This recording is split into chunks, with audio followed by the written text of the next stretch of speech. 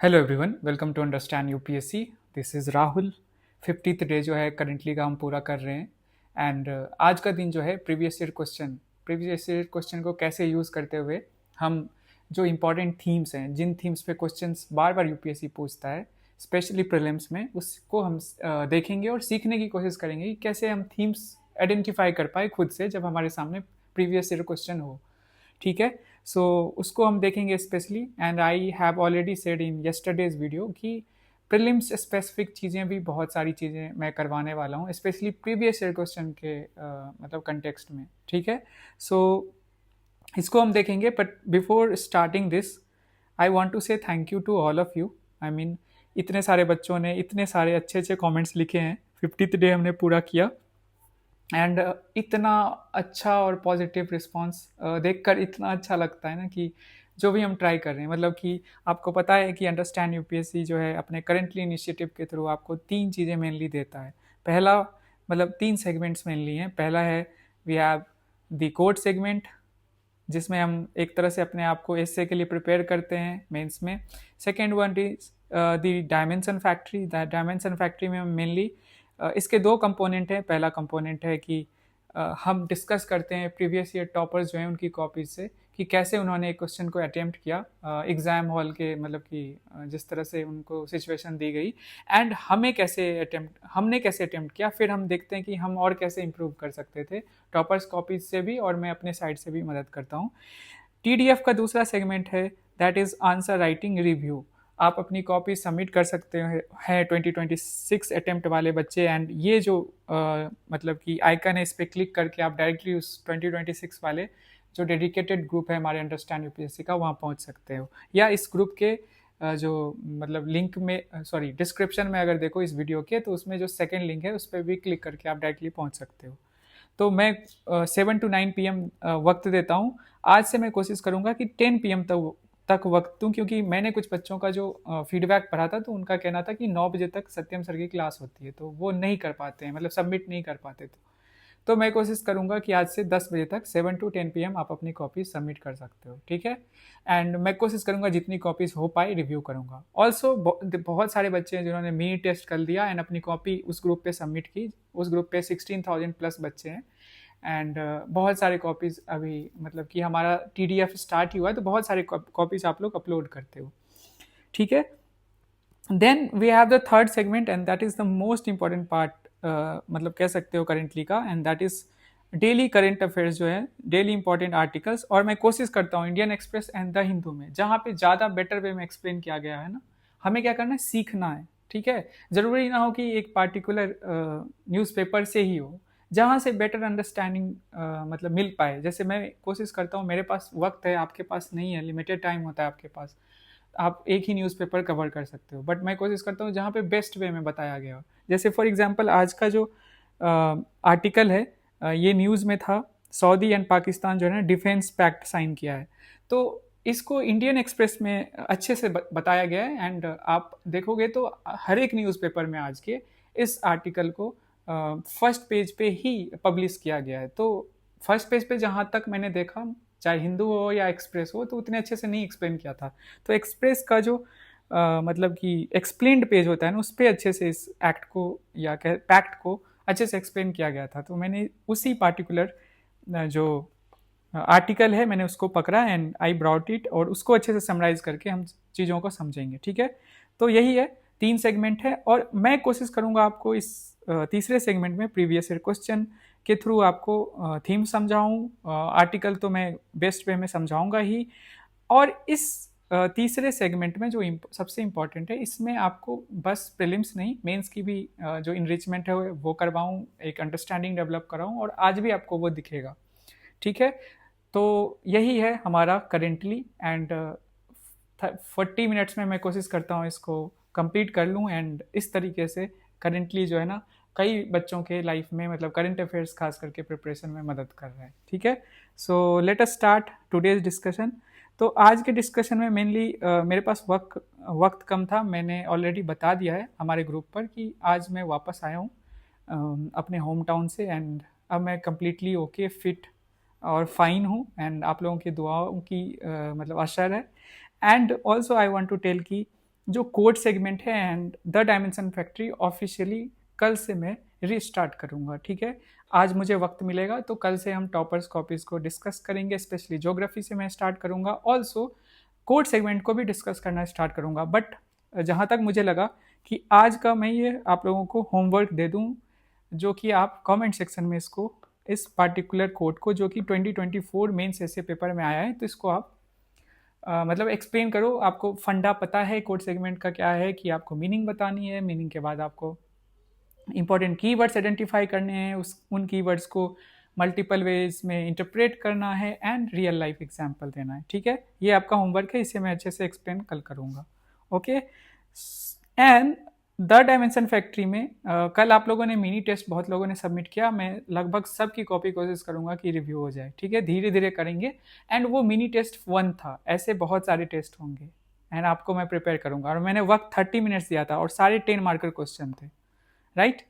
सो ये भी हम देखेंगे, बट उसको देखने से पहले आज का जो होमवर्क मैं देना चाहता हूँ, आप लोग आज भी कुछ लिखो, मैं चाहता हूँ। और मैंने इस तरह से इंटरनेशनल रिलेशन में इंडिया की जो रिलेशनशिप है, जिसमें चैलेंजेस क्या है एक पार्टिकुलर कंट्री के साथ या ग्रुपिंग के साथ, और दूसरा वे फॉरवर्ड क्या होना चाहिए, ये मैंने आप लोगों को 2 दिन करवाया है। डे 1 में मैंने जब करवाया था तो पाकिस्तान, चाइना, यूएसए, ठीक है, इसको कवर कराया था। ये चाइना कहाँ से आ गया, ठीक है। एंड सेकेंड डे में जो मैंने कवर करवाया था उसमें नेपाल, बांग्लादेश एंड श्रीलंका करवाया था। आज का जो आपका डे 3 है, आज आप लोगों को क्या करना है, ये 2 चीज़ें, challenges and way forward, Russia, Africa कह लो या अफ्रीकन यूनियन कह लो, जापान, अभी प्राइम मिनिस्टर गए भी थे, एंड ईयू के साथ अभी चल रहा है, आज के आर्टिकल में भी वो दिखेगा, बातचीत चल रही है। सो इन 4 कंट्रीज के साथ इंडिया के जो की चैलेंजेस हैं रिलेशनशिप में एंड वे फॉरवर्ड क्या होना चाहिए, ये आपको बताना है, ठीक है। ये आपका द डायमेंशन फैक्ट्री का आज का आंसर, आपको आंसर नहीं मतलब कि आपको बस पॉइंट वाइज मैनर में आप ब्रेनस्टॉर्म कर लो, या आप हेल्प भी ले सकते हो, इट्स ओके। 4 पॉइंट्स जनरेट करना थोड़ा मुश्किल होगा, ले सकते हो आज, कोई दिक्कत नहीं। मैं बोलता हूँ ओपन बुक है आज, देखो और बताओ मुझे, ठीक है। 7 to 10 PM आज का जो है वक्त है, जो आप अपनी कॉपी सबमिट कर सकते हो, ठीक है।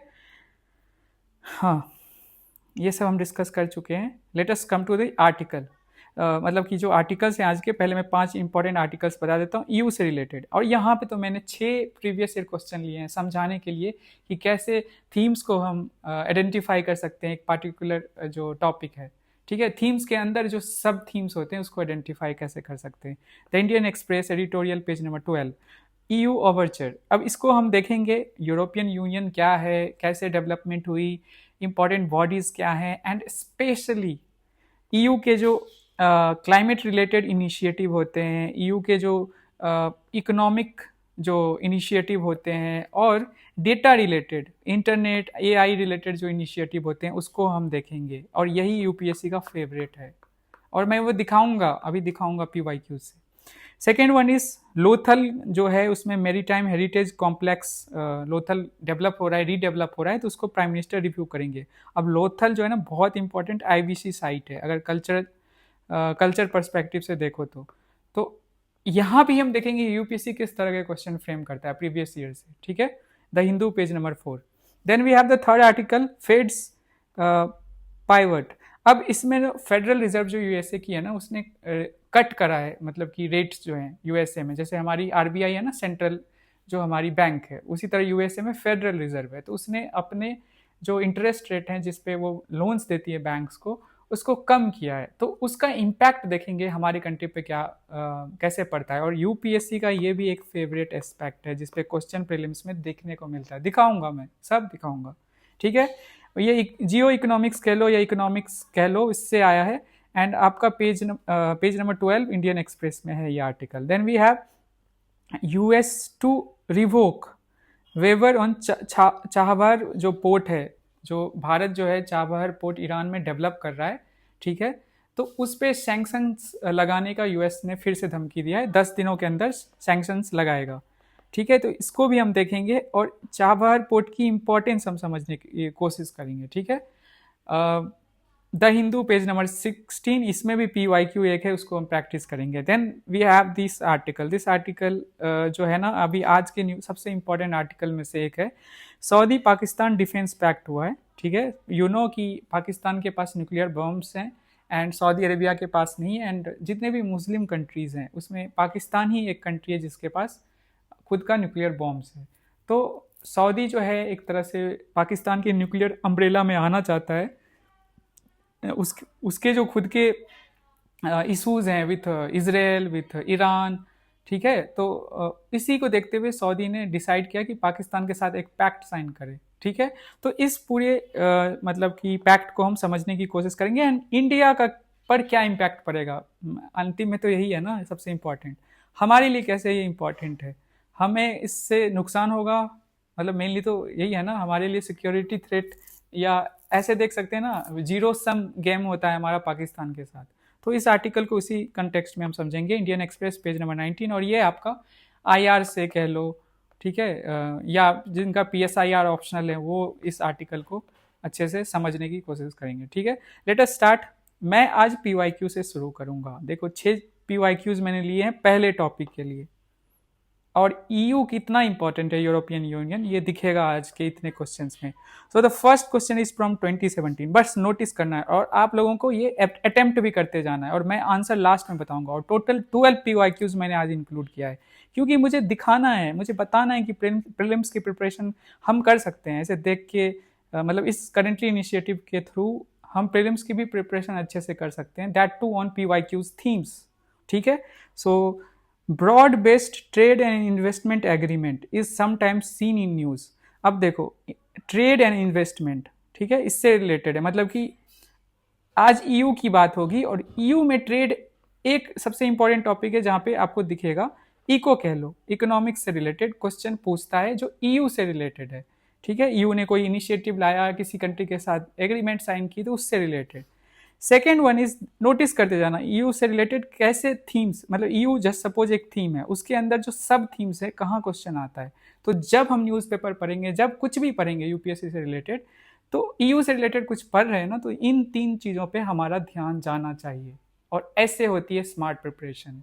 बस प्रिपरेशन नहीं, बस पढ़ते नहीं रहना है, क्या पढ़ना है वो हमें पता होनी चाहिए कि क्या हमें पढ़ना है, क्योंकि पढ़ने की कोई लिमिट नहीं है। और UPSC मतलब कि अथाह सागर है, तो वहाँ भी हमें ना कुछ टॉपिक्स आइडेंटिफाई करने पड़ेंगे। उन टॉपिक्स में हमें थीम्स, सब थीम्स देखने पड़ेंगे जहाँ पे UPSC क्वेश्चन बार बार पूछता आ रहा है, ठीक है।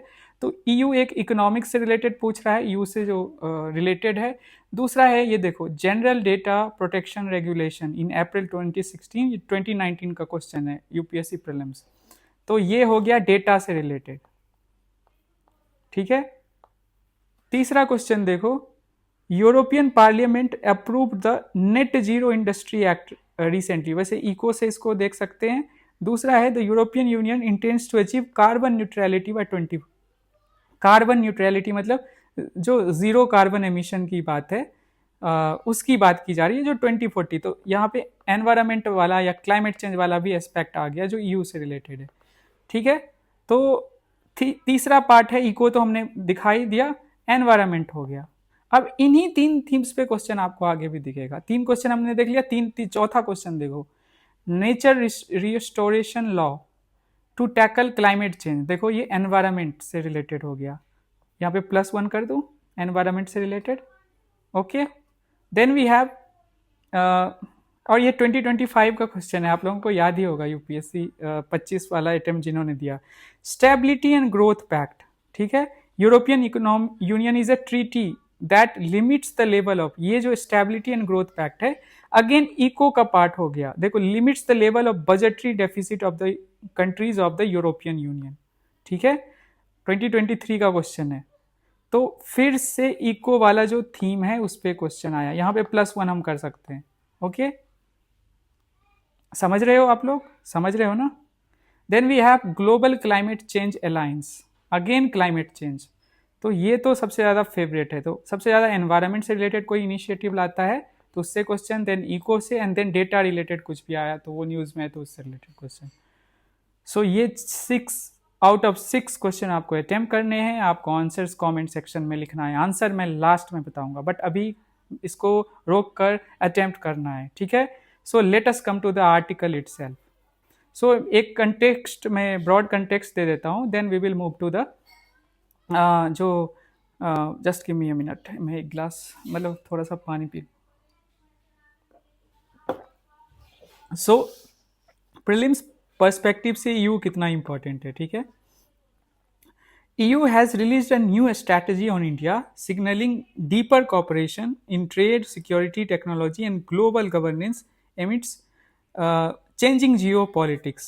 क्या है चेंजिंग जियोपॉलिटिक्स? एक तरफ रशिया का एग्रेशन यूक्रेन में दिख रहा है, दूसरी तरफ चाइना का जो राइज है, ठीक है, पीसफुल राइज नहीं है, आप सबको पता है, और यूएस की अनप्रिडिक्टेबिलिटी, और उसके साथ साथ जो वॉर्स चल रहे हैं, जैसे रशिया यूक्रेन तो चल ही रहा है, उसके साथ साथ इसराइल जो अटैक कर रहा है। अब तो इसराइल हमास तक लिमिटेड नहीं है, या कह लो पैलेस्टीन तक नहीं है, अब मिडिल ईस्टर्न जो मिडिल एशियन कंट्रीज हैं या मिडिल ईस्टर्न कंट्रीज जो भी है, वहाँ पे और भी कंट्रीज पे, अभी रिसेंटली कतर पे हमला किया, ठीक है, ईरान पे करता ही आ रहा है,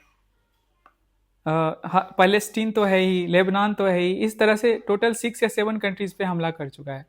तो इसकी वजह से पूरी अनस्टेबिलिटी है ग्लोबल पॉलिटिक्स में, ओके। तो इसको देखते हुए ईयू ना एक स्टेबल पार्टनर खोज रहा है बैलेंसिंग के लिए, and that is India, okay. तो यही है पूरा मामला। अब हम देखते हैं ईयू है क्या, कैसे फॉर्मेशन हुई। तो ओरिजिन कब होता है? 1951 में, began with European coal and steel community. नाम ऐसे है, अभी इकोनॉमिक एस्पेक्ट को ही टच कर रहा है, ध्यान देते रहना कैसे डेवलप किया, बस इकोनॉमिक नहीं रहा, पॉलिटिकल हो गया, and then people to people हो गया, ये भी हम देखेंगे आगे। फिर ट्रीटी ऑफ रोम होता। अच्छा, यहाँ पे एक क्वेश्चन है आप लोगों के लिए, मुझे कोई और कलर यूज करना चाहिए। एक क्वेश्चन है आप लोगों के लिए कि जो 1951 में जो पैक्ट हुआ था, उसमें फाउंडिंग कंट्रीज कितने थे और कौन कौन से थे? ये गूगल करो और बताओ, क्योंकि याद नहीं होगा सबको, आप गूगल करो बताओ। Then we have treaty of Rome 1957, establish करता है यूरोपियन इकोनॉमिक कम्युनिटी, ठीक है, ये डेवलप होके इवॉल्व होके ये बनता है, ठीक है। देन वी हैव मैस्ट्रिच जो ट्रीटी है 1993 में, इंपॉर्टेंट है, formally created European union with broader political, economic and monetary integration, ठीक है। एंड देन सबसे इंपॉर्टेंट, मतलब कि रिसेंट टाइम में देखो तो लिस्बन ट्रीटी है। बताओ किस कंट्री का कैपिटल है? Second question, Lisbon. तो यहाँ पे स्ट्रेंथन करता है use in institutional framework and decision making process. अब इस ट्रीटी से ना जो 7 इंपॉर्टेंट यू के पॉलिटिकल इंस्टीट्यूशन जो है ना, इंस्टीट्यूशनलाइज होता है। मैं अभी दिखाऊंगा कौन कौन से 7 इंस्टीट्यूशन, इंपॉर्टेंट इंस्टीट्यूशन हैं यू के, ठीक है। आगे वाले स्लाइड में आप देखो, अभी यू में 27 मेंबर्स हैं। आपको पता है यूके जो है ना एग्जिट करता है यू से 2020 में, ठीक है, जिसको ब्रेक्जिट बोलते हैं। अब आपके पास क्वेश्चन नंबर 3 है आज का, एंड दैट इज कि कौन सा आर्टिकल है ईयू के ट्रीटी में, ठीक है, जिसके बेसिस पर मतलब कि कोई जो मेंबर कंट्री है ईयू का वो बाहर जा सकता है, ठीक है। सो अभी 27 मेंबर्स हैं और 28 हुआ करता था। Then not all members use euro. अब इसको भी हम देखेंगे, ये करेंसी है पूरे यूरोप की, मतलब कि जो यूरोपियन यूनियन है उसकी करेंसी है, तो उसमें only 20 countries are there, eurozone का पार्ट है, मतलब उन कंट्रीज में अपनी लोकल करेंसी के साथ साथ यूरोजोन वाली करेंसी भी चलती है, ठीक है। अब लेट्स गो अहेड, इसको और अच्छे से विस्तार में यहाँ हम देखेंगे यूरो से रिलेटेड। सो जो मैंने अभी 7 इंपॉर्टेंट बॉडीज की बात की, इंस्टीट्यूशंस की बात की यू के अंदर, उसको देखते हैं और उसका क्या फंक्शन है उसको देखते हैं। शायद ये बहुत कम ही लोगों ने आपको बताया होगा। यूरोपियन काउंसिल क्या है? Heads of the state government of member countries, मतलब कि यहाँ पे यूरोपियन काउंसिल कह लो या यूरोपियन यूनियन भी कह सकते हो इसको। जो हेड्स ऑफ द स्टेट है, जो 27 कंट्रीज के हेड्स हैं, जैसे किसी कंट्री के प्राइम मिनिस्टर होते हैं, किसी के प्रेसिडेंट होते हैं, वो इस काउंसिल का पार्ट होते हैं और डिसाइड करते हैं पॉलिटिकल एस्पेक्ट क्या होना चाहिए यूरोपियन यूनियन का, ठीक है। Then we have European parliament, इसको इसके बाद हम देखेंगे 3rd में, ठीक है।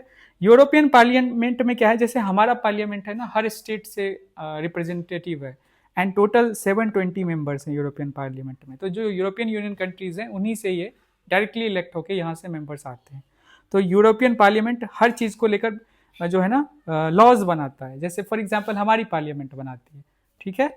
Then we have European commission, ये क्या है, तो ये एग्जीक्यूटिव बॉडी है, जैसे इंडियन यूनियन गवर्नमेंट जो है ना वो एग्जीक्यूटिव है ना पार्लियामेंट के अंदर, मतलब हमारे जो 3 ऑर्गन्स होते हैं स्टेट के, parliament, judiciary and the third one is executive. तो ये एग्जीक्यूटिव है कि जो इम्प्लीमेंट करना या नए लॉज लाना, प्रपोज करना, ये एग्जीक्यूटिव का काम है, दैट इज कमीशन। और ये कैसे चूज होते हैं, जब पार्लियामेंट्री इलेक्शन होते हैं उन्हीं से ये चूज किए जाते हैं, ठीक है, मतलब चुनाव जीतने के बाद, जैसे हमारे प्राइम मिनिस्टर या काउंसिल ऑफ मिनिस्टर्स होते हैं। Then we have council of European Union, ये the fourth one is this one. अब इसमें क्या है ना, रिस्पेक्टेड जो मिनिस्ट्रीज होती है ना, एक पार्टिकुलर जैसे फॉर एग्जांपल डिफेंस से रिलेटेड है, तो जितनी भी यूरोपियन यूनियन की कंट्रीज है ना, उनके डिफेंस मिनिस्टर एक पार्टिकुलर, जैसे डिफेंस हो गया एक एस्पेक्ट लॉ हो गया, एक एस्पेक्ट हो गया आपका एनवायरनमेंट हो सकता है, तो सारे एक पार्टिकुलर एस्पेक्ट के जो मिनिस्टर है ना वो इसमें आते हैं और ये उस चीज़ों को निगोशिएट करते हैं, बात करते हैं और फाइनल डिसीजन लेते हैं, काउंसिल ऑफ यूरोपियन यूनियन, ठीक है। Then we have court of justice, मैंने बोला 3 ऑर्गेन्स होते हैं, तो एक लॉ भी हो गया, तो जस्टिस के लिए ये स्पेशल बना रखा है। देन यूरोपियन सेंट्रल बैंक, जैसे हमारी सेंट्रल बैंक है आरबीआई, जैसे यूएस की फेडरल रिजर्व, उसी तरह पूरे यूरोप की, मतलब यूरोपियन यूनियन की एक सेंट्रल बैंक है जो कि यूरो या यूरो जोन में मॉनेटरी पॉलिसीज वगैरह देखता है। Then we have 7th one, ये मैंने मिस कर दिया, ये मुझे ये भी इंक्लूड करना था, इसका नाम है यूरोपियन कोर्ट ऑफ ऑडिटर्स, ठीक है। यूरोपियन कोर्ट ऑफ ऑडिटर्स, इनका क्या काम है, इनका बेसिक काम ये होता है कि ये देखते हैं कि ऑडिटिंग, जो पैसे खर्च हो रहे हैं उसको ऑडिट करते हैं, मतलब आप समझ गए होंगे, ठीक है। अब यूरो है common currency of EU, used by 20 countries, हम पहले ही देख चुके हैं, और जो 20 कंट्रीज यूज करती है उसको यूरोजोन बोलते हैं, और aims to promote trade, investment, financial integration. सोचो इतनी सारी कंट्रीज एक साथ मिलकर एक करेंसी को यूज करते हैं, ये बहुत बड़ी बात है, और ये दिखाती है कि कितना ज़्यादा इंटीग्रेशन हो चुका है इन कंट्रीज। देन वी हैव सेंगन जो है एग्रीमेंट है। अब ये भी बहुत बार आप लोगों ने एमसीक्यूज में देखा होगा, ये है provides passport free movement across 27 countries. EU और ईयू के अलावा जो कंट्रीज है ना वो इस सेंगन एग्रीमेंट का पार्ट है। अब देखो कुछ ईयू कंट्रीज इसका पार्ट नहीं, जैसे आयरलैंड, और कुछ नॉन ईयू कंट्रीज भी इसके पार्ट हैं, जैसे नॉर्वे एंड स्विट्जरलैंड, ठीक है। तो ये पासपोर्ट फ्री जो है मूवमेंट हो, पासपोर्ट ना लगे। अब जैसे मुझे जाना है इंडिया से श्रीलंका, तो पासपोर्ट लगता है ना, ठीक है, बट ऐसा नहीं होगा जब यूरोपियन जर्मनी से किसी को फ्रांस जाना होगा, ओके। तो पीपल टू पीपल कनेक्टिविटी बढ़ाने के लिए ये सेंगन एग्रीमेंट है। एंड देन एक और पॉलिसी इंपॉर्टेंट है जो हमें देखना है, 1962 में लाया गया, फार्मर्स को सब्सिडीज दिया जाता है, फूड सिक्योरिटी इंश्योर किया जाता है, stabilises markets, supports rural development, और इसका नाम है कॉमन एग्रीकल्चर पॉलिसी। इंपॉर्टेंट ये 2 थे।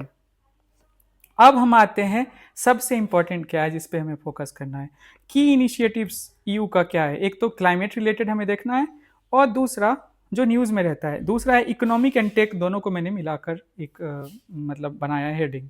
सो लेट अस सी यूरोपियन ग्रीन डील 2019 में ये आया। क्या है ये, तो रोड मैप तैयार करना है कि EU to become climate neutral by 2050। ध्यान से देखो 2050, हम क्लाइमेट न्यूट्रल या कह लो नेट जीरो हम कब अचीव करना चाहते हैं, हमारा टारगेट है 2070, ईयू का क्या है 2050 ही है, ठीक है। तो ये रोड मैप कैसा होगा, इसको लेकर ये ग्रीन डील हुई थी यूरोपियन यूनियन कंट्रीज के बीच में। देन केम इसी चीज को और अच्छे ढंग से इंप्लीमेंट करने के लिए यूरोपियन क्लाइमेट लॉ, मतलब ग्रीन डील को अच्छे से इंप्लीमेंट के लिए इसको लाया गया था क्लाइमेट लॉ, और ये मैंडेटरी था। यहाँ पे क्या था कि 55% एमिशन टारगेट बाय 2030 उसको घटाना है, माइनस है ये। सो मैं इसको थोड़ा एक्सप्लेन कर देता हूँ कि 1990 का जो लेवल है ना कार्बन कितना एमिशन होता है यूरोपियन यूनियन का, उसको 2030 तक 55% कम करना है, ये टारगेट है, so that they can achieve जो कार्बन न्यूट्रल होना चाहते हैं बाय 2050। ये था European climate law. And the third one is, अब इस चीज को इंप्लीमेंट के लिए पैसे चाहिए, फंड्स चाहिए, तो फिट फॉर 55 पैकेज, देखो 55% है ना एमिशन कम करना है, तो इसके लिए पैकेज लाया गया 2021 में ही, legislative package to achieve 2030 targets. ये 3 इंपॉर्टेंट है क्लाइमेट न्यूट्रलिटी जो ईयू अचीव करना चाहता है उसके लिए। आई होप आप लोग अच्छे से समझ गए होंगे। Then we have one more, बहुत ज़्यादा इंपॉर्टेंट न्यूज़ में रहता है और इंडिया और चाइना इसका अपोज करता है एक तरह से। Carbon border adjustment mechanism CBAM जो 2023 में आया एंड फुल रोल आउट जो है ना 2026 में होगा। सो कार्बन टैरिफ लगाएगी ईयू की जो कंट्रीज हैं, आप अगर एक्सपोर्ट करोगे ईयू में, ईयू कंट्रीज को, तो ये कार्बन टैरिफ लगाएगी on imports of carbon intensive goods, जैसे स्टील है, जैसे स्टील प्रोडक्शन में कोल का इंपॉर्टेंट रोल होता है, तो कार्बन एमिशन होता है, तो उसी बेसिस पे टैरिफ लगाएगा EU. Cement and fertiliser etcetera. Then the fifth initiative जो है renewable energy power EU plan 2022 में आया, रिड्यूस रिलायंस ऑन जो रशियन फॉसिल फ्यूल्स है ना उस पर रिलायंस कम करने के लिए और रेनेबल एनर्जी की तरफ आगे बढ़ने के लिए इस प्लान को लाया गया 2022 में, ठीक है। Then we have sixth one जो कि 2023 में लाया गया था और ये 2025 का प्रीलिम्स का क्वेश्चन है। नेचर रिस्टोरेशन लॉ क्या है ये? First global law mandating restoration of degraded ecosystem. I think 20% target है बाय 2030 कि जो डिग्रेडेड इकोसिस्टम है ना, चाहे ज़मीन पे हो या पानी में हो, उसको ना रिस्टोर किया जाएगा, ठीक है। यही क्वेश्चन था 25 के प्रीलिम्स का। Then we have economic and trade related हमें देखना है, तो नेक्स्ट जनरेशन ईयू 2020 ये नया प्लान है और इसमें कोविड रिकवरी को लेकर पैकेज दिया गया था यूरो में 750 बिलियन। देखो ये थोड़ा पुराना हो गया, इसको हम थोड़ा इग्नोर भी कर सकते हैं, बट देख लेते हैं नेक्स्ट जनरेशन ईयू जो है इनिशिएटिव है। Then we have global gateway 2021। अब जैसे चाइना ने BRI लाया ना, बेल्ट एंड रोड इनिशिएटिव, उसी को काउंटर करने के लिए ग्लोबल गेटवे नाम से इनिशिएटिव लाया गया बाय यूरोपियन यूनियन और वो 300 बिलियन जो यूरो है वो दिया जाएगा connectivity and infrastructure plan, EU's answer to China's BRI। Then third one is EU chips act 19, मतलब चिप्स जो होते हैं ना, चिप्स, वो उसके लिए लाया गया और ये 43 बिलियन बूस्ट जो है दिया गया, मतलब पैकेज लाया गया खास करके सेमीकंडक्टर इंडस्ट्री के लिए, जो आपको पता होगा कि सप्लाई चेन डिस्ट्रप्शन हुआ था कोविड के जो वेव्स आ रहे थे तब, तो उसी को एड्रेस करने के लिए और सेल्फ रिलायंस जो है अचीव करने के लिए, ठीक है। Then we have this one, ये भी बहुत न्यूज़ में रहता है, मिनिमम कॉर्पोरेट टैक्स जो ग्लोबल टेक कंपनीज है ना, सॉफ्टवेयर कंपनीज, उन पे लगाया जाएगा और OECD ने 15% लगाया, उसी चीज़ को ईयू लगाएगी जिसका नाम है मिनिमम कॉर्पोरेट टैक्स, ठीक है। And then the fifth one जो है हमारे कंटेक्स्ट में है ईयूज इंडिया FTA रीलॉन्च, जो कि हमारी बातचीत चल रही है, हम FTA साइन करना चाहते हैं बट अभी भी ये अटका ही है एंड अभी मतलब चल रहा है रैपिडली बट बहुत लंबे समय से चल रहा है। इसी से रिलेटेड प्रीलिम्स का क्वेश्चन था, हमने फर्स्ट क्वेश्चन जो देखा था BTIA, I guess, I am not wrong, if I am not wrong, और इसमें इंडिया और यूरोप के बीच में 2007 से ही FTA को लेकर बातचीत चल रही है, आई मीन ऑलमोस्ट 20 ईयर्स होने को है, ठीक है।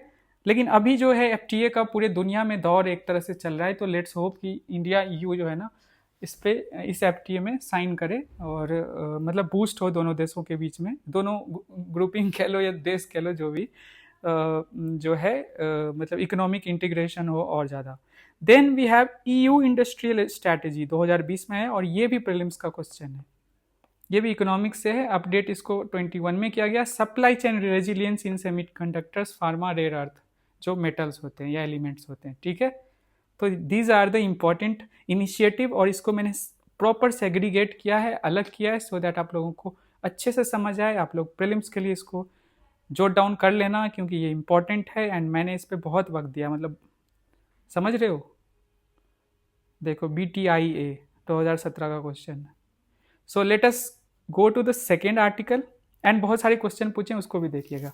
IVC कल्चर से रिलेटेड क्वेश्चन करंट अफेयर्स में मैंने क्यों डाला, क्योंकि कोई भी साइट अगर न्यूज़ में रहता है ना, जैसे 2021 में यूनेस्को ने धोलावीरा को जो है स्टेटस दिया था, जो कल्चरल साइट होता है ना उसका जो स्टेटस दिया जाता है वो यूनेस्को ने दिया था, तो ये न्यूज़ में था तो इसीलिए क्वेश्चन पूछा गया था 2021 में। सो हम देखेंगे IVC साइट से रिलेटेड कैसे क्वेश्चन पूछे जाते हैं। तो सबसे पहला लोकेशन, देखो एंड द सेकेंड थीम, मतलब इस थीम के अंदर जो सब थीम्स हैं आईबीसी साइट्स के, एक location and second one is क्या मिला था उधर, क्यों इंपॉर्टेंट है वो पार्टिकुलर साइट। ठीक है, ये आता है कि why it is important, importance क्या है। सो द फर्स्ट क्वेश्चन 2019 में जो मैंने आज दिखाया, ये 7th क्वेश्चन है आज का, जिसे आपको अटेम्प्ट करना है। Which one of the following is not a Harappan site. अब इन चारों में से एक साइट आपको चूज करना है जो नहीं है Harappan site. Then we have the next question, the famous female figure राइन known as dancing girl found at Mohenjodaro is made of, किस चीज से बना हुआ है।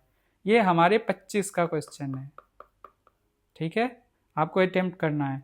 अब यहाँ पे पूछ रहा है कि जो इंपॉर्टेंट चीज़ें मिली है वो किस चीज़ से बनी है। तो हम लोग यूजुअली जब भी पढ़ते हैं ना आईबीसी, तो हमारा ध्यान रहता है डांसिंग, ब्रॉन्ज डांसिंग गर्ल ऐसे करके। ठीक है, तो मैंने बता दिया। एंड देन एक साइट के बारे में किस में पूछा गया था कि वो क्यों फेमस है, क्या वहाँ पे इसकी इंपॉर्टेंस को लेकर ही क्वेश्चन है। तो यही है, आपको ये अटेम्प्ट करना है। तो अभी क्या है ना कि इसी से रिलेटेड, लोथल से रिलेटेड न्यूज़ में है। लोथल डॉकयार्ड था, आपको पता है कि prime minister Narendra Modi will visit Gujarat on September 20, कल की बात है, to review the progress of national maritime heritage complex at Lothal. देखो अहमदाबाद में है ये, ध्यान रहे। सो लोथल क्या था या क्या है, an important Harappan port and trade hub and 5000 years ago, मतलब इसकी हिस्ट्री, मतलब कहा जाता है दुनिया का पहला पोर्ट कह सकते हो जहाँ से इंटरनेशनल ट्रेड होता था। ठीक है, और इस इसको जो रीडेवलप किया जा रहा है, रेजुविनेट किया जा रहा है, उसका पर्पस क्या है कि revitalize the site as a blend of history, education, research, showcasing India's maritime legacy. मतलब इंडिया एक सिविलाइजेशन है, इससे अच्छा एग्जाम्पल क्या हो सकता है, प्रूफ क्या हो सकता है। कि इंटरनेशनल ट्रेड होता था 5000 साल पहले। अब इससे बड़ी बात क्या होगी, जस्ट थिंक अबाउट इट।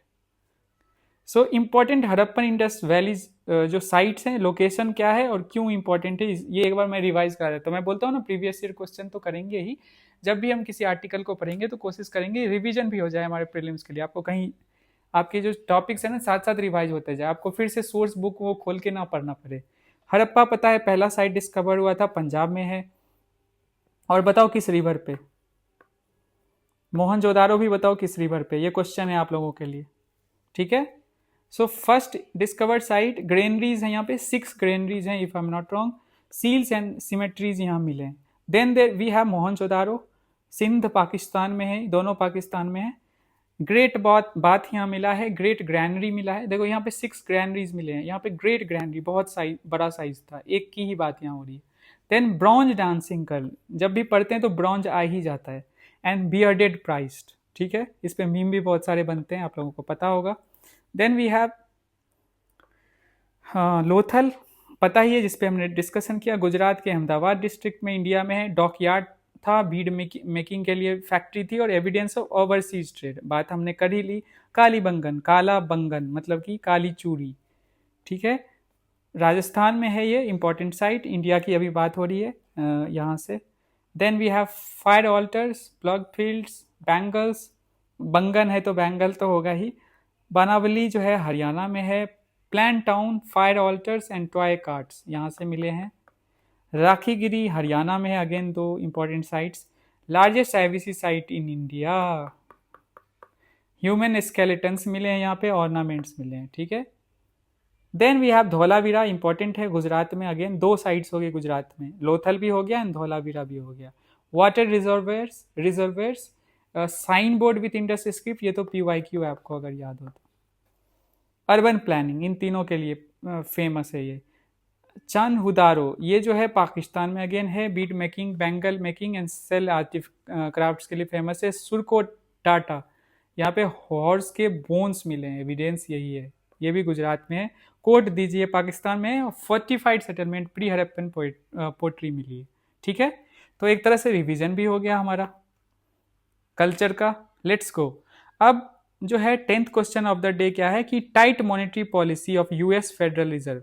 तो अभी मैंने कुछ देर पहले बात किया था कि यूएस जो सेंट्रल बैंक है, जिसको यूएस फेडरल रिजर्व बोलते हैं, उसने जो रेट्स है ना, इंटरेस्ट रेट, उसको कम किया है। अब वो जो कम करता है ना, तो यूपीएससी प्रीलिम्स में डायरेक्ट क्वेश्चन बन जाते हैं, तो वो भी एक थीम है।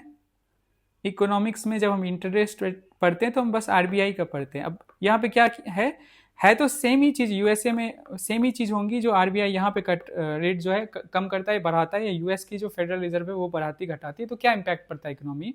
लेकिन यहाँ पे यूएस पता है दुनिया का सबसे बड़ा इकोनॉमी है, और डॉलर का बहुत ज़्यादा ही रोल है इंटरनेशनल ट्रेड में, रुपी का नहीं है जो सच है। तो डॉलर अगर सस्ता होगा, मतलब उसकी कीमत अगर सस्ती होगी या महंगा होगा, तो उसका सीधा इम्पैक्ट इंटरनेशनल ट्रेड पे दिखता है। तो यूएस फेडरल रिजर्व जो कट रेट करता है ना, तो उसका मतलब कि जो डॉलर पे जो इम्पैक्ट पड़ता है उसकी वजह से हमारे ऊपर एज अ मतलब नेशन हम देखें एज ए इकोनॉमी हमारे ऊपर भी इम्पैक्ट पड़ता है। कैसे पड़ता है मैं सब समझाऊंगा, बस देखो क्वेश्चन है 10th नंबर क्या है कि tight monetary policy of US federal reserve could lead to capital flight, ठीक है। देन कैपिटल फ्लाइट में increase the interest cost of firms with existing external commercial borrowing, ECB, ये भी एक इंपॉर्टेंट टर्म है जिसपे यूपीएससी प्रीलिम्स में question पूछ चुका है। Then devaluation of domestic currency, ये आपको अटेम्प्ट करना है, मैं बताऊंगा तो फिर कोई पॉइंट नहीं। देन सेकेंड क्वेश्चन, और ये 2022 का है, रिसेंट में ही पूछा गया, ये 21 का है। Indian government bond yields are influenced by which of the following, actions of United States federal reserve. देखो अगेन वही कट रेट या कट का बढ़ाना, जो रेट का बढ़ाना, इस पे इम्पैक्ट है। And actions of reserve bank of India, inflation and short term interest rate, आपको ये अटेम्प्ट करना है, ठीक है। So let us come to the article itself. क्या है आर्टिकल कि अभी क्या हुआ कि यूनाइटेड स्टेट्स की जो सेंट्रल बैंक है, that is federal reserve, cut it's policy rate by 20 basis points. आपको पता है अभी रिसेंटली आरबीआई ने भी कुछ दिन पहले बेसिस पॉइंट्स जो है कम किए थे। उसी तरीके से उसी तर्ज पे यूएसए ने भी किया, मतलब यूएसए की सेंट्रल बैंक ने भी की। देखो क्या हुआ कि कोविड के टाइम ना जो है महंगाई बहुत बढ़ गई थी, क्योंकि बहुत ज़्यादा पैसे ना इन्फ्लक्स किया जा रहा था, लोगों को दिया जाता था जा रहा था, क्योंकि कमाई का स्रोत जो है ना कोविड के टाइम कम हो गया। तो अब जब लोगों के पास में बहुत पैसे आते हैं ना, जैसे इंडिया में रुपीज़ बहुत लोगों के पास गए, जैसे पीएम गरीब कल्याण योजना में वैसे वहाँ पे तो पैसे नहीं मिल रहे थे, बट अनाज मिल रहे थे। जब पैसे देने लगी ना स्टेट्स या सेंट्रल गवर्नमेंट, तो जब पैसे ज़्यादा आने लगते हैं ना, तो डिमांड ऑटोमेटिकली बढ़ता है, और डिमांड जब बढ़ता है तो इन्फ्लेशन होता है। तो महंगाई को कंट्रोल में रखने के लिए जो सेंट्रल बैंक है वो क्या करती है, इंटरेस्ट रेट को बढ़ा देती है, ठीक है। बट उसकी वजह से क्या होता है, ग्रोथ कम हो सकता है, एक उसका दिक्कत ये है। तो ग्रोथ भी रहे और महंगाई भी कंट्रोल में रहे, दोनों चीज़ें साथ साथ चले, तो उसको देखते हुए जो है रेट को कम किया जाता है धीरे धीरे। वही किया इंडिया में हमारी आरबीआई ने, वही कर रही है यूएस की federal reserve. This decision comes amidst a weakening of US labour market. देख लो एम्प्लॉयमेंट जनरेशन कम हो गया, क्योंकि इकोनॉमिक की ग्रोथ जो है ना, इकोनॉमिकल ग्रोथ जितना एक्सपेक्ट कर रहे हो उतना हो नहीं रहा है। एंड परसिस्टेंट इन्फ्लेशनरी जो प्रेशर्स हैं, fed signal the possibility of further cut rates, जो रेट्स है ना और भी आगे जाके वो कम करेगी। Inflation in the US remain sticky while growth forecast have been revised marginally upward. इसी को बढ़ाने के लिए रेट जो है कम किया गया। The move reflects balancing risk, slowing job creation versus elevated elevation, ठीक है, इसको बैलेंस करने के लिए। अब क्या होता है, यूएस फेड रेट्स कट करने पे इंडिया पे क्या इंपैक्ट पड़ता है, ध्यान से सुनना, इस पे क्वेश्चन आएगा ही आगे भी अगले सालों में। तो सबसे पहले देखो, लोअर यूएस रेट्स जब कट होते हैं ना, तो यूएस में बहुत ज़्यादा इन्वेस्टर्स हैं, वो क्या करते हैं, अगर कम दामों में, जैसे सपोज 4% है ना, मैं मानता हूँ 5% में जो है, जो इन्वेस्टर्स हैं अमेरिका के, वो बैंक से, यूएस बैंक से पैसे उठा रहे हैं, और वो क्या करते हैं इंडियन मार्केट में, जैसे इमर्जिंग मार्केट से जहाँ पे ज़्यादा पैसे उनको मिलते हैं, जो रेट ऑफ रिटर्न ज़्यादा है, वहाँ आके इन्वेस्ट कर देते हैं हमारे स्टॉक मार्केट में। Just take an example. और यहाँ पे रिटर्न क्या है, 10-12% के आसपास, और इनको बैंक को कितना देना पड़ता है, यूएस बैंक को 5%। तो ये जो 7% का गैप है या 5% का गैप है, यही इनका मुनाफा है। तो ये क्या करते हैं, वहाँ से पैसे उठाते हैं और इस इमर्जिंग मार्केट में पैसे लगा देते हैं, ठीक है। तो जैसे यूएस रेट्स कम होता है, तो इसका इंडिया पे क्या इम्पैक्ट पड़ेगा, या इंडिया जैसे इमर्जिंग मार्केट पे क्या इम्पैक्ट पड़ेगा। Foreign investors may move capital towards emerging markets like India for better returns. समझा दिया नहीं, अच्छे से समझ गए होंगे। Then could increase FPI inflows, वही foreign portfolio investment into Indian equity and debt markets, ठीक है। देन रुपी पे क्या असर पड़ता है? एक तो आपने कैपिटल मार्केट देख लिया, कैपिटल इनफ्लोज बढ़ जाती हैं, रुपी पे क्या असर पड़ता है? तो fed easing reduces dollar strength. अब देखो कोई भी चीज़ है ना, कम में है तो उसकी वैल्यू ज़्यादा होती है। जब इंटरेस्ट रेट हाई थी, फेडरल रिजर्व ने हाई कर रखी थी, तो मार्केट में डॉलर जो है ना, जैसे फॉर एग्जांपल इजीली मूव कराना या उसको मतलब कि जस्ट सपोज बैंक जो है इजीली अधिक रेट पे अगर दे रही है, मतलब कि आपको पैसे अमेरिकन, आप मतलब कि सिटीजन हो, आप अमेरिकन जो बैंक्स हैं उससे पैसे उठाना चाह रहे हो, तो अगर सस्ते में दे रही है तो क्या होगा, हम ज़्यादा लेंगे और मार्केट में जो है डॉलर का जो है इन्फ्लक्स बढ़ जाएगा। तो जो चीज़ ज़्यादा होती है उसकी वैल्यू कम हो जाती है।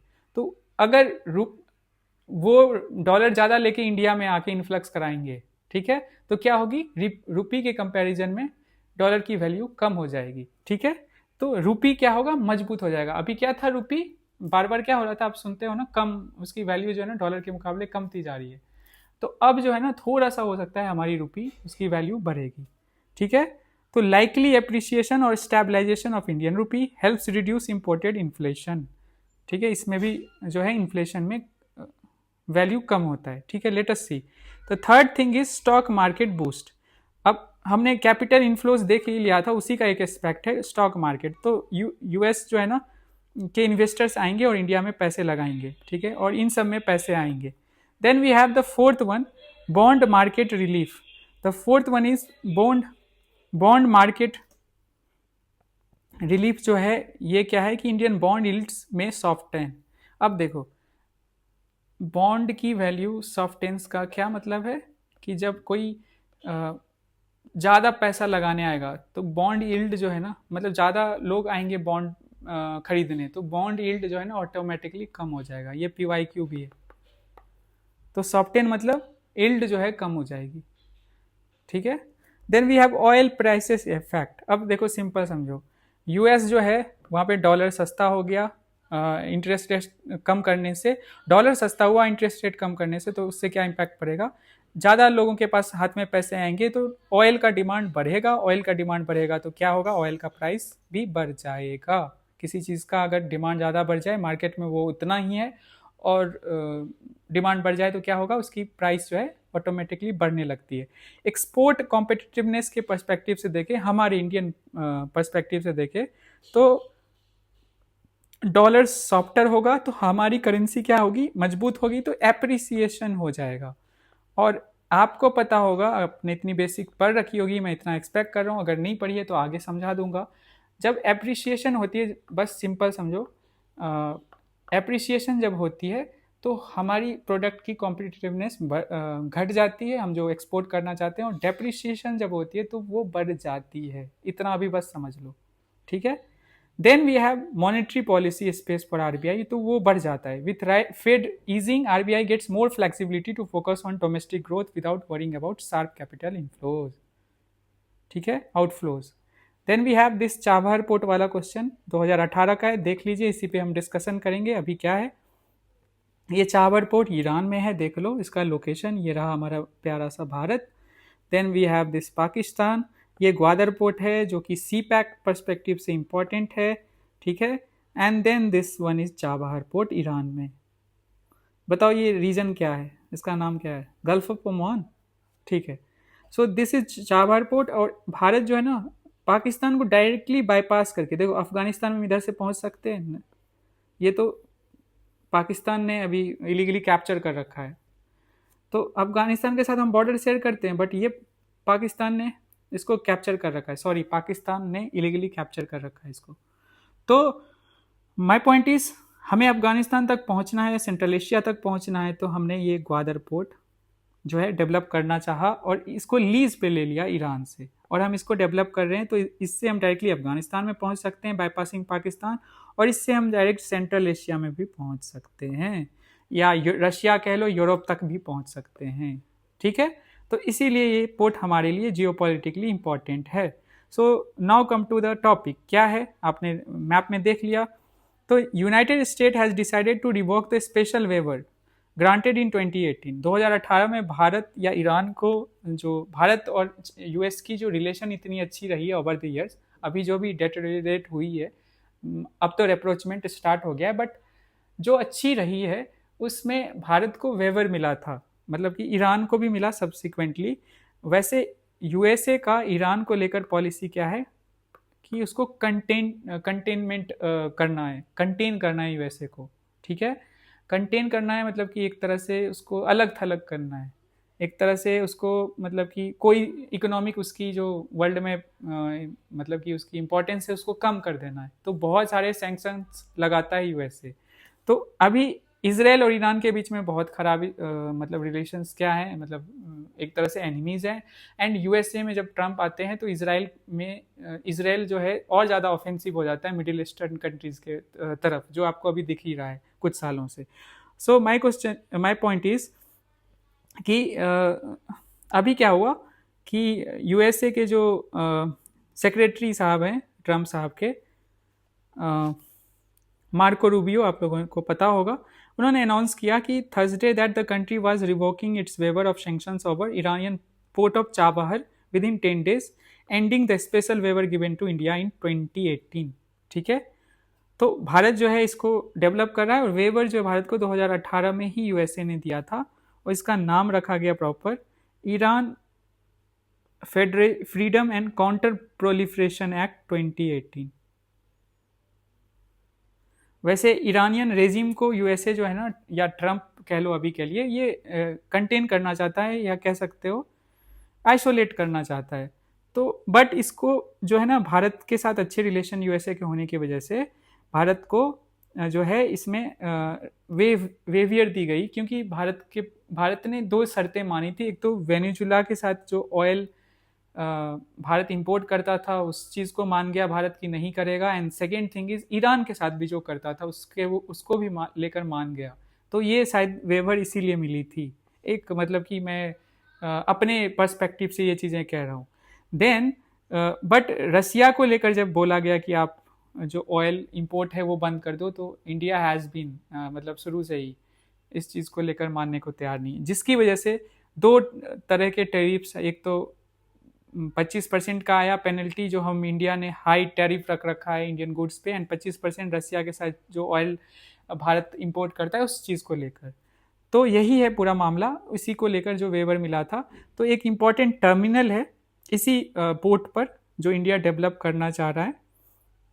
Let me see this one, इसका नाम है Beheshti terminal, Shahid Beheshti terminal at Chabahar port. इसको इंडिया डेवलप करना चाह रहा है। अब हम जाते हैं सीधा इसमें। So importance of Chabahar port for India, bypass Pakistan, direct access to the Afghanistan and central Asia, ये इसकी इंपॉर्टेंस है। Wait just give me a second, मैंने ये मिस कर दिया। So India has already invested 200 crore rupees in the project, मतलब Chabahar port को develop करने में। This decision may disrupt India's connectivity strategy and its trade with Afghanistan and central Asia. ठीक है, ऑब्वियसली। सो क्या इंपॉर्टेंस है चाबहार पोर्ट की? तो पाकिस्तान को बाईपास करता है, स्ट्रैटेजिक बैलेंस बनाता है, काउंटर वेट ऑफ चाइना, जो चाइना ने ग्वादर पोर्ट पाकिस्तान में डेवलप किया अंडर सी पैक, तो इसको मतलब एक तरह से काउंटर वेट करता है ये पोर्ट इंडिया जो ईरान में डेवलप कर रहा है। Trade gateway, facilitates India's regional trade and energy, इसके लिए भी इंपॉर्टेंट है, और डेटा दे रखा है इस आर्टिकल में कि कितना बढ़ा है। Then we have regional presence भी बढ़ाता है इंडिया का, कि स्ट्रेंथेंस करता है India's influence in west Asia and central Asia. And then long term lease, so India signed a 10-year agreement in May 2024 ensuring continued role, मतलब recently में, मतलब एक साल पहले की बात करें तो इंडिया ने 10 ईयर के लिए फिर से इसको लीज पे लिया। ठीक है, तो समरी क्या है पूरा अगर देखो तो, US move to revoke India's waiver on Chabahar sanctions threatens to derail India's investment and regional connectivity goals despite India's progress at the port and recent Indo US trade approachment. Washington's maximum pressure on Iran could hurt India's strategic access to Afghanistan and Central Asia while benefiting rivals like China at Gwadar.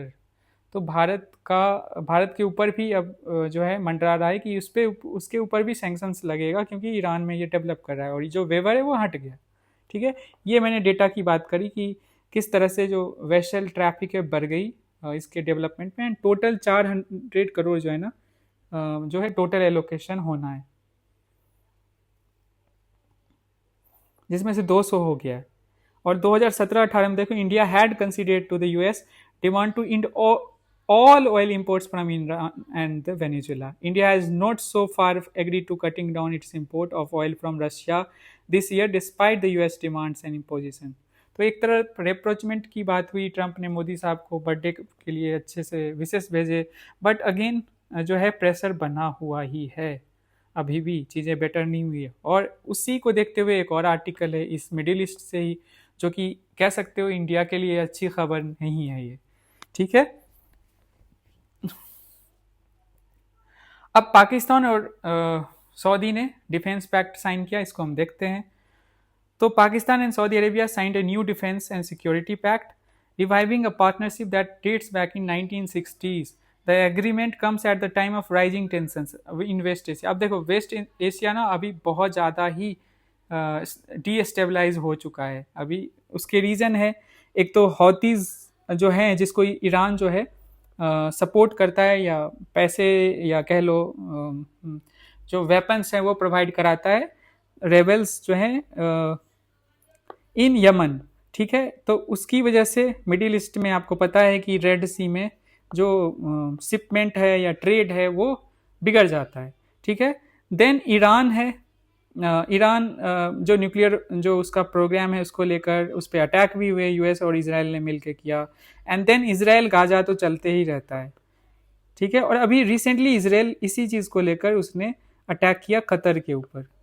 तो एक तरह से middle east completely destabilise हो गया है। अभी कोई बहुत बड़ा मेजर वॉर तो नहीं हो रहा है, बट मल्टीपल ऐसे जो है ना कॉन्फ्लिक्ट्स चल रहे हैं, और जो सिनेरियोज हैं जियोपॉलिटिक्स में स्पेशली वेस्ट एशिया में वो बदल रहे हैं। तो सऊदी अरेबिया अपने आप को इनसिक्योर मानता है। As you know Saudi Arabia के पास खुद का न्यूक्लियर वेपन नहीं है, ठीक है। तो वो सर्च कर रहा है स्ट्रॉन्गर रीजनल डिफेंस टाइज के लिए। एंड पाकिस्तान जो एक न्यूक्लियर स्टेट है, न्यूक्लियर वेपन है उनके पास, तो उससे बेटर ऑप्शन सऊदी अरेबिया को नहीं मिल सकता है। और ties as you no 60s के रहे हैं, and kind of Islamic countries है दोनों, तो दोनों उस तरीके से भी कनेक्टेड रहे हैं over the years. With its military expertise and nuclear status is seen as a valuable partner for Riyadh, ठीक है। अब पैक्ट क्या है, तो signed by Pakistan PM Shahbaz Sharif and Saudi crown prince Mohammed bin Salman in Riyadh, मतलब sign किया गया। And Pakistan में army chief was also present. तो डी फैक्टो हेड तो यही हैं, ये तो दिखाने के लिए हैं, ठीक है। मेन आइडिया क्या है, both nations commit to strengthen defence cooperation and deter aggression, ठीक है। हिस्टोरिकल टाइज पे हम बात कर चुके हैं। पाकिस्तान ने ट्रूप्स भेजा था सऊदी अरबिया में इन 1960s। देन पायलट्स जो हैं उसको फ्लू करना सिखाया सऊदी जेट्स, मतलब सऊदी जेट्स उड़ाया पाकिस्तानी पायलट्स ने। देन ट्रेन किया सऊदी एयरफोर्स को, प्रोवाइडेड मिलिट्री एडवाइजर्स। अब स्ट्रैटेजिक एंगल के पर्सपेक्टिव से देखें तो Pakistan is seen as a nuclear umbrella for Saudi Arabia. सबसे इंपॉर्टेंट यही है, क्योंकि कतर पे हमला किया इसराइल ने, क्योंकि इसराइल के पास खुद की न्यूक्लियर कैपेबिलिटी है, तो माइट भी इसराइल सऊदी पे अटैक कर दे। और ईरान की तरफ से भी थ्रेट है सऊदी को, तो इन दोनों थ्रेट को बैलेंस करने के लिए डिफेंस टाइज पाकिस्तान से जो है बेटर कर रहा है सऊदी अरेबिया। मतलब इस डिफेंस टाइज में क्या है, जैसे नाटो का है, मतलब कि सबसे इंपॉर्टेंट एस्पेक्ट नाटो में कि एक कंट्री पे हमला दोनों कंट्री पे हमला माना जाएगा। अब इसमें देखो कि इंडिया पाकिस्तान पे जस्ट सपोज रिटेलिएट करता है, कोई गलती करती है पाकिस्तान, बार बार जो मतलब कि परेशान करता है इंडिया को, तो फिर वो it will be taken as equally by Saudi Arabia, क्योंकि एक पे हमला इज इक्वल टू बोथ पे हमला, ठीक है। And Saudis have supported Pakistan financially during crisis, बहुत बार सपोर्ट किया है, बेल आउट में भी मदद किया है IMF के थ्रू। US केबल्स आपको पता होगा कि लीक्स हुए थे यूनाइटेड स्टेट्स से रिलेटेड जो डॉक्यूमेंट्स हैं, तो उसमें बताया गया है कि सऊदी जो है ना, Saudi considered Pakistan as a fall back for nuclear weapon accesses, ठीक है, एक ऑप्शन की तरह देखता है। वाई नाउ, अभी तो पता ही है, sign soon after Israel strike on Qatar, amid Israel US defence coordination जो है बहुत बेटर हो रहा है। एंड एलाइज रहा है, या है कह लो, सऊदी अरेबिया अमेरिका का एलाई है, बट ज़्यादा भरोसा या ज़्यादा स्ट्रॉन्ग रिलेशनशिप कह लो वो इसराइल के साथ ही है USA का।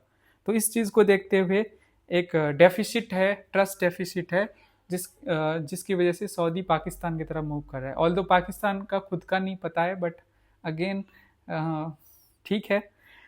एंड राइजिंग इरानियन इन्फ्लुएंस, ठीक है। सऊदी इंटरेस्ट क्या है? Strengthening security against Iran, Yemen Houthis and instability caused by Israel action. ये 3 चीजें हैं जो हम पहले ही डिस्कस कर चुके हैं।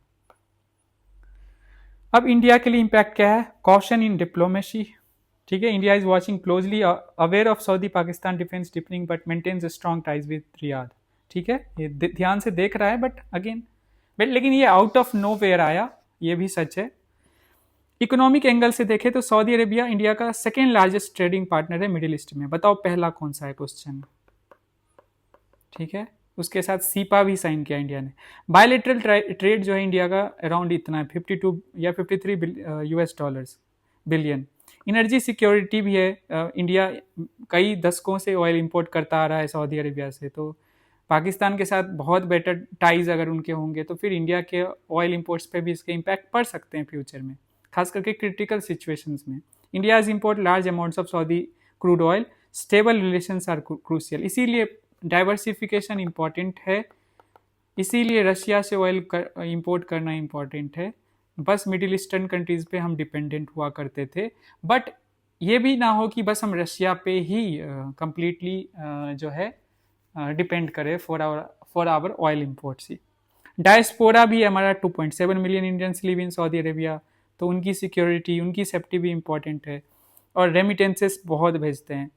स्ट्रैटेजिक बैलेंस भी important, India Saudi ties are strong, Delhi declaration 2006, Riyadh declaration 2020 and Modi's frequent visits होते रहे हैं सऊदी अरेबिया में, but closer Saudi Pak defence ties में लिमिट इंडियाज स्ट्रैटेजिक रूम। इतने अच्छे जो संबंध हुए हैं लास्ट 20-15 ईयर्स में, वो इस चीज़ को एक तरह से मतलब कि ऑब्वियसली डिफेंस टाइज ज़्यादा मैटर करता है ना, हार्ड पावर ज़्यादा मैटर करता है। Then we have security concerns भी है, पाक सऊदी का जो मिलिट्री लिंक्स बेटर होगा may embolden Pakistan diplomatically and militarily, potentially complicating India security calculus, ठीक है। So this is what I wanted to say, and this is mains जो है आप एक क्वेश्चन ट्राई कर सकते हैं, एंड मैं आप लोगों के लिए आंसर जो है जितने भी एमसीक्यूज आए थे उसका दे देता हूँ।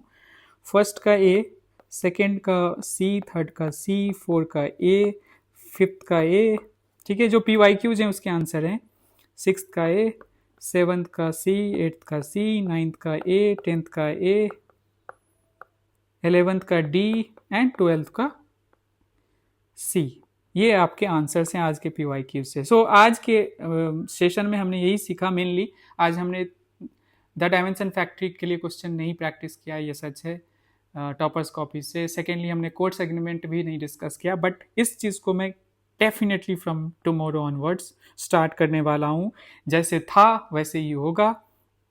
ऑल्सो आज मैंने PYQs के थ्रू आप लोगों को थीम्स आइडेंटिफाई करना सिखाया, एंड जो मेरा कल का वीडियो आया था उसमें मैंने बताया था कि प्रीलिम्स के लिए भी उतना ही इम्पोर्टेंट होगा हमारा करेंटली, और करेंटली में वैसी ही चीज़ें पढ़ाएंगी जाएंगी जो इम्पोर्टेंट है हमारे प्रीलिम्स के लिए और मेंस के लिए तो है, ठीक है। तो मेंस इनरिचमेंट आर्टिकल भी कल से आएगा, पर आज एक तरह से मैंने डेमो दिया कि कैसे प्रीलिम्स को हम अच्छे से प्रिपेयर करेंगे करेंटली के थ्रू, ठीक है।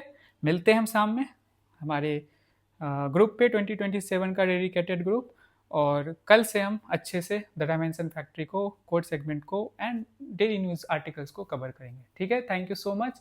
And also one more thing, मैं कोशिश करूँगा कि इन आर्टिकल से जो क्वेश्चन MCQs बन सकता है वो भी डाल दूंगा, ओके। कुछ बच्चों ने रिक्वेस्ट किया था तो मैं शुरू में कहना भूल गया, तो मैं डाल दूंगा, ओके। टेक केयर, बाय, मिलते हैं कल। Thank you so much for all the love, and please इस वीडियो को लाइक कर दीजिए।